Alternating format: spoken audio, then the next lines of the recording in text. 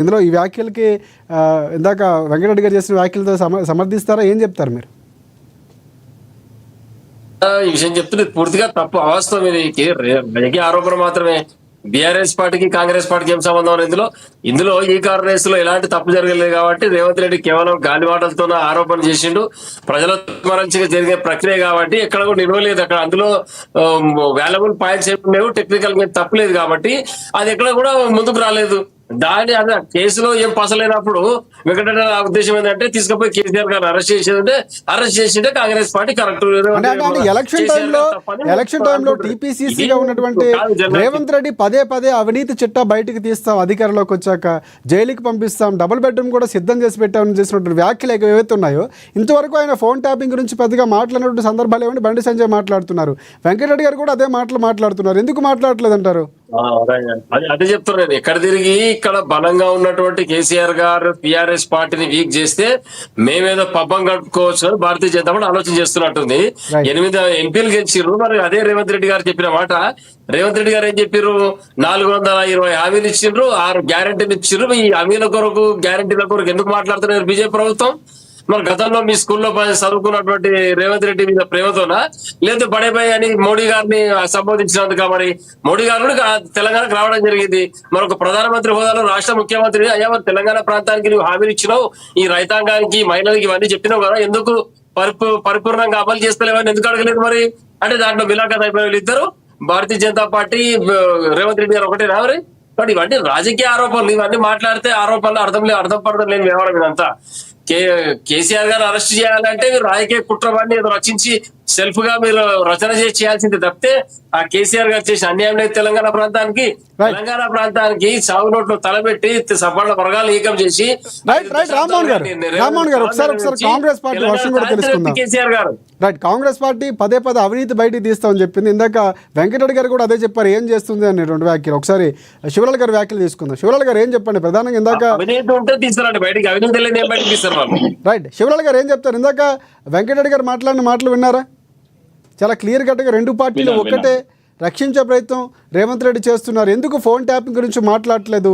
బెడ్రూమ్లో ఏదైతే ఒక డబుల్ బెడ్రూమ్ కట్టిస్తున్నాను ఆల్రెడీ జైల్లో అని చెప్పినటువంటి కేసీఆర్ ఇంతవరకు ఎందుకు సాఫ్ట్ కార్నర్ ప్రదర్శిస్తున్నారు అంటే ములాఖాత్ అయ్యారన్నటువంటి వ్యాఖ్యలు చేశారు.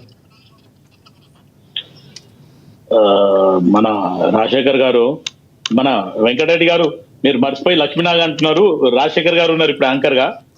అయితే ఇంకొక మాట ఏమంటే రాజశేఖర్ గారు, నేను ఇంకొక మాట మీకు చెప్తాను. ఎందుకంటే వెంకటరెడ్డి గారు లేదా ఇప్పుడు ఇంతకుముందు బండి సంజయ్ గారు కూడా అదే రకంగా మాట్లాడడం జరిగింది. కానీ ఒక్కటి గుర్తుపెట్టుకోండి, ఇప్పుడున్న పరిస్థితిలో బీజేపీ కానీ బీఆర్ఎస్ కి మధ్యన ఏదో లోపాయ ఒప్పందకారం ఉంది. గతంలో కేటీఆర్ పోవడం జరిగింది. ఇదే కోమటిరెడ్డి రాజగోపాల్ రెడ్డి, కొండా విశ్వేశ్వరరెడ్డి గారు ఓపెన్ గా ప్రెస్ మీట్ వచ్చి చెప్పడం జరిగింది. మాకు అపాయింట్మెంట్ ఉండే, మా అపాయింట్మెంట్ ని పక్కన పెట్టి కేటీఆర్ ని పిలిచి మాట్లాడడం జరిగింది.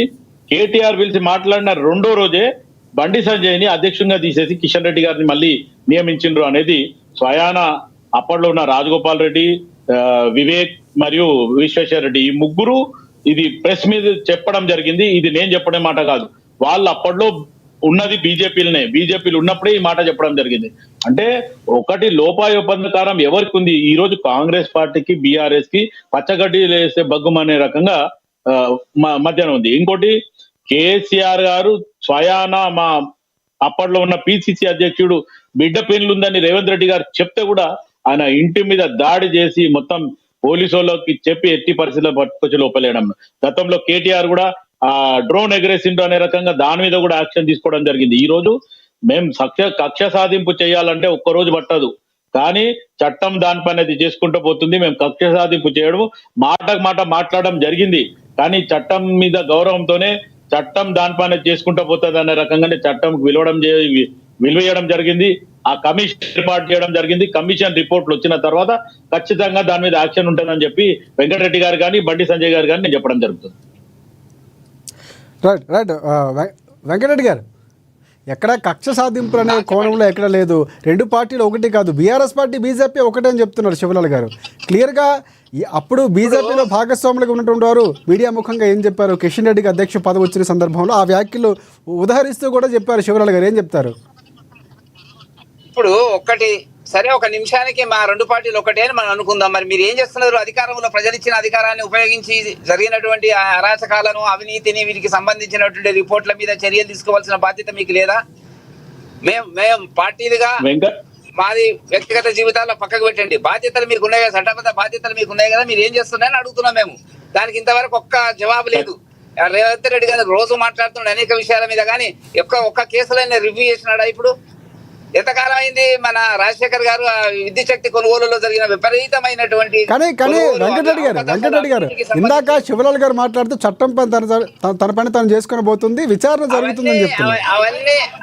అవన్నీ తప్పించుకునేటువంటి ప్రభుత్వాలు మాట్లాడేటువంటి బలహీనమైన మాటలు. చట్టం తన పని చేస్తుంది అనేటువంటిది ప్రతి వాళ్ళు చెప్పేటువంటిది అదే, పోలీస్ ఆఫీసర్ నుంచి రాజకీయ నాయకుల దాకా. ఏం చట్టం చేసింది, ఎప్పుడు చేసింది, ఏం జరిగిందో